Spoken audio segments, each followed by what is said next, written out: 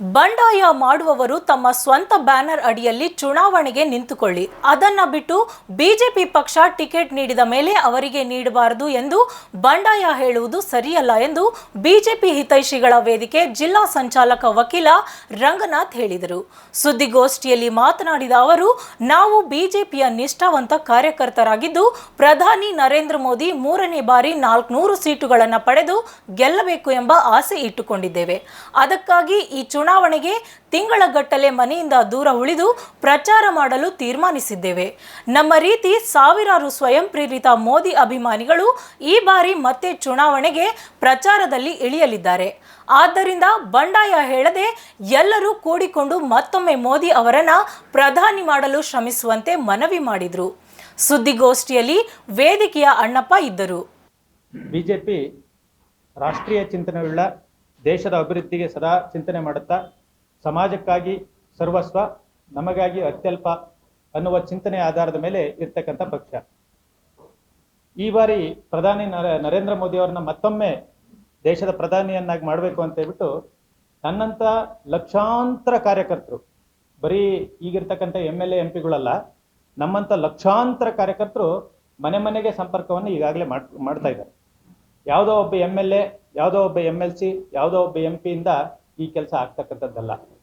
ಇದು ಲಕ್ಷಾಂತರ ಕಾರ್ಯಕರ್ತರ ಆಧಾರದ ಮೇಲೆ ನಡೀತಕ್ಕಂಥ ಒಂದು ಚುನಾವಣೆ.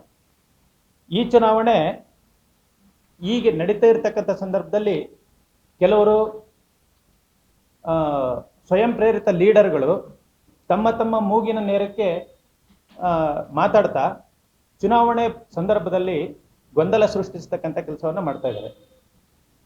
ಇವರಿಗೆ ನಾನು ಹೇಳಲಿಕ್ಕೆ ಇಷ್ಟಪಡ್ತೀನಿ, ನಿಮಗೆ ಅಷ್ಟು ಕೆಪಾಸಿಟಿ ಇದ್ದರೆ ಸ್ವಂತ ಬ್ಯಾನರ್ ಅಡಿಯಲ್ಲಿ, ಸ್ವಂತ ಚಿಹ್ನೆಯ ಅಡಿಯಲ್ಲಿ ಯಾಕೆ ನೀವು ಗೆಲ್ಲೋದಿಲ್ಲ, ಅಥವಾ ಯಾಕೆ ನೀವು ನಿಂತ್ಕೊಳ್ಳೋಕೆ ಪ್ರಯತ್ನ ಪಡೋದಿಲ್ಲ?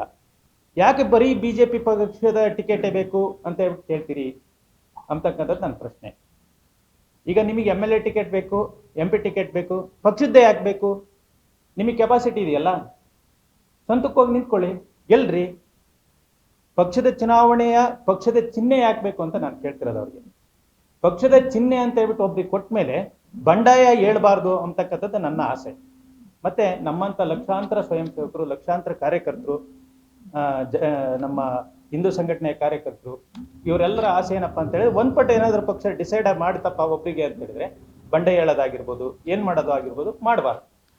ಹಾಗಂತ ಹೇಳ್ಬಿಟ್ಟು ಈಗಿರ್ತಕ್ಕಂಥ ಕ್ಯಾಂಡಿಡೇಟಿನ ಪರವಾಗಿ ಅಂತ ಏನಲ್ಲ, ಇದೇನು ಕ್ಯಾಂಡಿಡೇಟಿನ ಪರವಾಗಿ ನಾವು ಇದನ್ನೇನು ಮಾಡ್ತಾ ಇಲ್ಲ, ಪ್ರೆಸ್ ಮೀಟ್ ಏನು ಮಾಡ್ತಿಲ್ಲ, ಅಥವಾ ಹೋರಾಟಗಳನ್ನೇನು ಮಾಡ್ತಾ ಇಲ್ಲ. ಆದರೆ ಕೆಳಗಿನ ಹಂತದಲ್ಲಿ ಗ್ರಾಮ ಪಂಚಾಯತಿ ಚುನಾವಣೆ, MLA ಚುನಾವಣೆ, MLC ಚುನಾವಣೆ, ಅಥವಾ ಬೇರೆ ಇನ್ಯಾವುದೇ ಚುನಾವಣೆಯಲ್ಲಿ ಅವ್ರು ಏನು ಬೇಕಾದ್ರೂ ಮಾಡ್ಕೊಳ್ಳಿ. ಆದರೆ ದೇಶದ ಹಿತಾಸಕ್ತಿ, ರಾಷ್ಟ್ರದ ಹಿತಾಸಕ್ತಿ ಇರ್ತಕ್ಕಂಥ MP ಚುನಾವಣೆಯಲ್ಲಿ ಯಾರೂ ಸಹ ಬಂಡಾಯ ಮಾಡಬಾರ್ದು. ಬಂಡಾಯ ಎದ್ರೆ, ಅಕಸ್ಮಾತ್ ಬಂಡಾಯ ಎದ್ರೆ ಅವ್ರನ್ನ ಯಾರನ್ನೂ ಕೂಡ ಪಕ್ಷದಲ್ಲಿ ಉಳಿಸ್ಕೋಬಾರ್ದು ಅಂತಕ್ಕಂಥದ್ದು ನಮ್ಮ ಆಗ್ರಹ.